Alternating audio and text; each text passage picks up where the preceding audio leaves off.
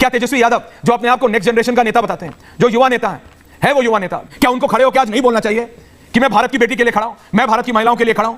वो चुप है। Why are they quiet? देखिए, आप अपराध में राजनीति देख रहे हैं और हम अपराध में अपराध देख रहे हैं। आप एक शब्द नहीं बोल रहे हैं, आपसे मुझे पूछना नहीं है। नहीं, मैं बोल रहा हूं, मुझे आपसे नहीं, क्या नहीं। तेजस्वी यादव क्यों चुप है? आप एक बार बोल पाए कि विपक्ष के सारे नेता क्यों चुप है? सुनिए मेरी बात, आप बोलने से नहीं होता है मैम, क्या ये करने से नहीं होगा? कंचना जी सड़क पे जाए, आपके नेता क्यों चुप है? क्या ममता बनर्जी ने सबको चुप रहने के लिए नहीं कहा?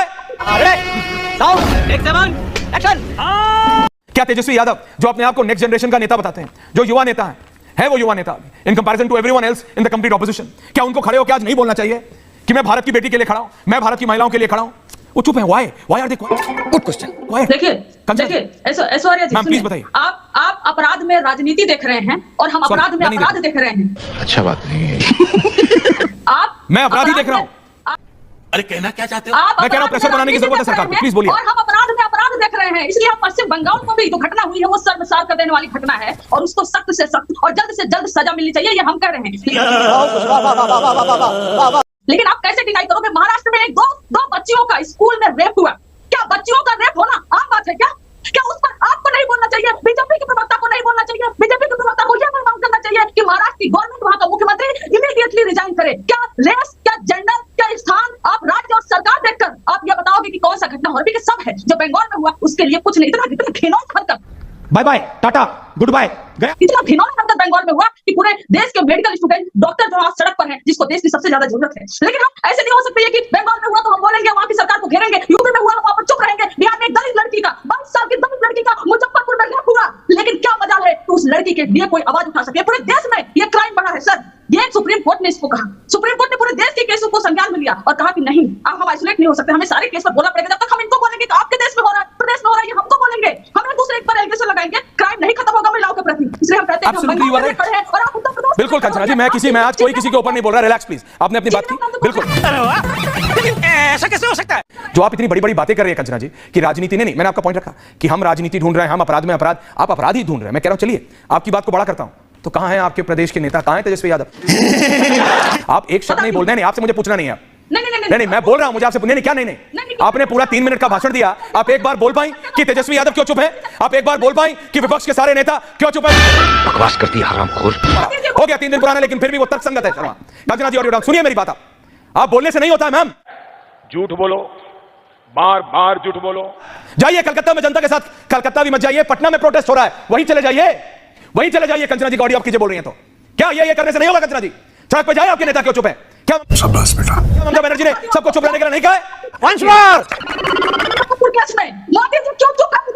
केस में मोदी जी क्यों बात मत कीजिए। दूसरा गलत है तो मैं भी गलत हूं, बोलते रहिए। हमारे में तेरे बाप को मत सिखा, चल। हमारे में तेरे बाप को मत सिखा, चल।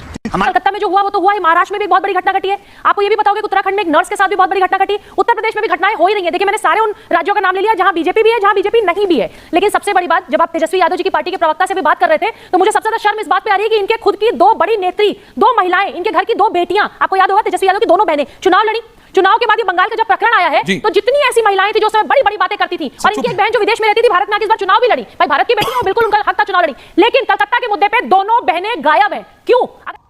कुछ भी अगर यही सवाल उनसे, मैं तो कह रही हूं कि आप बंगाल की घटना हो, बिहार की घटना हो, और वो ये अजमेर की घटना हो। अजमेर में तो आपको पता ही है कि यूथ कांग्रेस अजमेर का जो ये फारूक चिश्ती, नफीस चिश्ती, अनवर चिश्ती, कांग्रेस के बहुत बड़े बड़े पदों पे जो लोग थे, इन्होंने 100 से ज्यादा बेटियों का बलात्कार किया, गैंगरेप किया, कांग्रेस की में पद पे बैठे हुए थे। आपको पता है ऐश्वर्या कल इनको जेल हुई है, आजीवन कारावास हुआ इनको। लेकिन सबसे बड़ी बात, राजस्थान ने कल कहा था, क्या ये काफी है? क्या ये काफी है? ऐसा समाज हमको सोचना। आप राजस्थान, आपने राहुल जी और प्रियंका जी का एक भी ट्वीट देखा क्या इन चिश्ती भाइयों पे? मैंने तो एक भी ट्वीट नहीं देखा। 100 से ज्यादा बच्चियों का बलात्कार, गैंगरेप, 6 बच्चियों ने सुसाइड भी कर लिया था। लेकिन अगर आप यूपी पे बोलेंगे, हाथरस पे बोलेंगे, अयोध्या पे नहीं बोलेंगे, बंगाल पे नहीं बोलेंगे, तेजस्वी यादव की दोनों बहनें नहीं बोलेंगी, तो क्यों भाई? तू तो गया बेटे। ये वोट पॉलिटिक्स से बाहर आ ही नहीं पाएंगे। गठबंधन, महागठबंधन करके चुनाव तो आपने लड़ लिया, लेकिन जब बंगाल की बात आएगी तो दीदी से पूछिए ना कि दीदी आप किसके खिलाफ सड़क पे हैं? मजाक रखा है क्या? आप ही गृह मंत्री, आप ही चीफ मिनिस्टर, आप ही हेल्थ मिनिस्टर, और आप ही सड़क पे खड़ी हो जाएंगी। किसके खिलाफ है आप सड़क पे? लोग हंस रहे हैं आपके ऊपर, जो आप तस्वीरें दिखा रहे हैं ना, लोग हंस रहे हैं ममता बनर्जी के ऊपर कि ये मजाक कर रही है। बात ममता बनर्जी की नहीं है, प्रियंका जी। सबसे बड़ी प्रॉब्लम क्या है कि चाहे पक्ष में हो चाहे विपक्ष में हो, जैसे आज बंगाल में एक घटना घटी है ना, आज वहीं पे जया बच्चन जी वहां पे खड़ी होती, आज अगर कांग्रेस के लोग खड़े, बीजेपी के भी लोग खड़े, तो और जब अयोध्या की घटना होती ना, तो योगी जी को घेरने तब इनकी सारी बड़ी बड़ी बातें खत्म चली जाती, डर होता, जब ये डीएनए टेस्ट मांग लेते, आपको डर होता। लेकिन प्रॉब्लम है कि एक भी लाल टोपी, कंचना जी आ रहा हूं, सर मत पकड़िए कंचना जी प्लीज। गजब बेइज्जती है। बात तब है जब इतनी बड़ी-बड़ी बातें करने के बाद कभी मैं कपड़ा में जाता कंचना जी, प्रीति जी, बोलिए कंचना जी। शर्म की बात वो क्या गलत बोला प्रीति जी ने, क्या गलत बोला कंचना जी? नहीं, अगर आपको प्रीति जी को ही बुलवाना है और नहीं, आपको अरे पहले आपके पास आया, बोलिए कंचना जी, आपको प्रॉब्लम है मैम? एक सेकंड प्रीति जी, कंचना जी आपको बोलना है कि नहीं? प्रीति जी, अगर आपके घर से दो बड़ी नेत्रियां हैं तो जनता आपसे सवाल पूछेगी कि वो सांसद बनने के बाद सड़कों पे क्यों नहीं है, क्यों नहीं है? उनको दीजिए जवाब। मुझे बोलने बोलिए। मैडम, ज्ञान उनको दीजिए जिनको जरूरत है। जली ना, तेरी भी जली ना।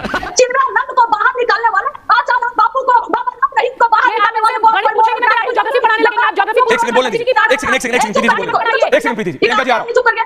जब बोलिए, लड़की को कैमरा लगा और कैमरा पूछा गया मैडम आपका क्या कहना है, भागने लगी और आप हमको ज्ञान दे रहे हैं कि कैसे लोग रहते हैं यार यहाँ पर। बीजेपी कितनी प्रवचन वाली और मोरल पार्टी है। जब स्मृति ईरानी